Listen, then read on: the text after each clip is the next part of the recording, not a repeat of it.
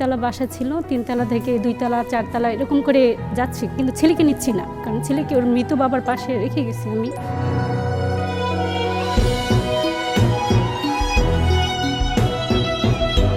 আমার হাজব্যান্ড, আমার বাচ্চার যখন বয়স 2.5 বছর, তখন সে পৃথিবী ছেড়ে চলে যায়।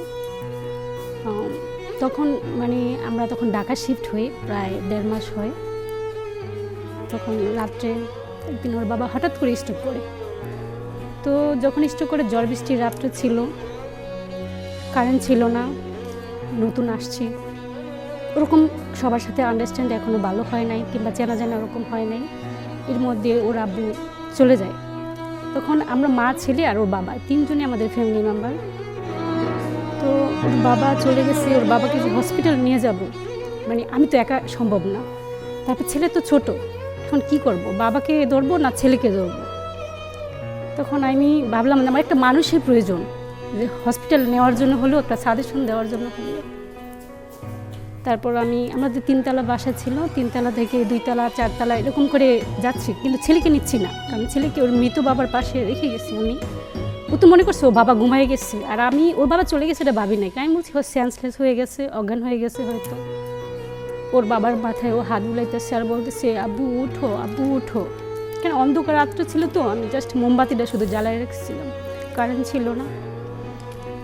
তো ওর বাবা চলে যায়, যাওয়ার ঠিক 10 দিন পর ওর খিঁচুনি হয়, ব্রেনে খিঁচুনিটা আসে প্রায় রাত্রে 1:30 বাজে।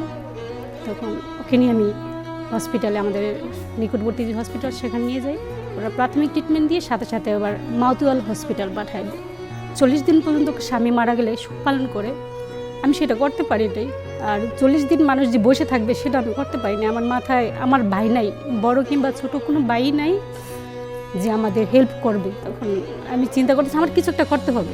তো সেক্ষেত্রে আমি একটা প্রাইভেট হাই স্কুলে জব নিই। সেখানে প্রায় 3 বছর জব করি। কিন্তু সেখানে আমি জব করার পর আমার বাচ্চা দিন দিন অ্যাবনর্মাল হয়ে যেতেছে। কোন পেশেন্টটা প্রথম দিনে লাইফ সাপোর্টে থাকে আপনারা নিজেরাও বুঝতে পারেন। আমার ছেলেকে 9 ব্যাগ রক্ত দেওয়া হয়েছে, ওর লিভার ড্যামেজ হয়ে গেছে, ব্লাড ইনফেকশন হয়েছে, হেপাটাইটিস এ ভাইরাসে আক্রান্ত হয়েছে, ফুসফুসে পানি জমছে, পেটে পানি জমছে, অনেক সমস্যা। আর ডাক্তার বলছে ও 1% মাত্র আছে। আমার কোনো আত্মীয় স্বজন তখন তেমন কেউ সাহায্য করে নাই। টাকার জন্য এর কাছে যাই, ওর কাছে যাই, এদিক দিয়ে ছেলের জন্য চিন্তা কি হলো।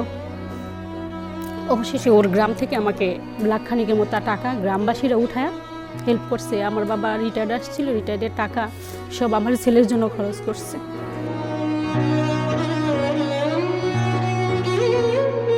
অবশ্যই আমি এটিএন নিউজকে অসংখ্য ধন্যবাদ দিই। এটিএন নিউজ আসছে বিদে আজকে আমি মনের কথাটা বলতে পারছি, হয়তো বা মনের কথা, এই কথাগুলো বলে আমি নিজেকে একটু হালকা করতে পারছি।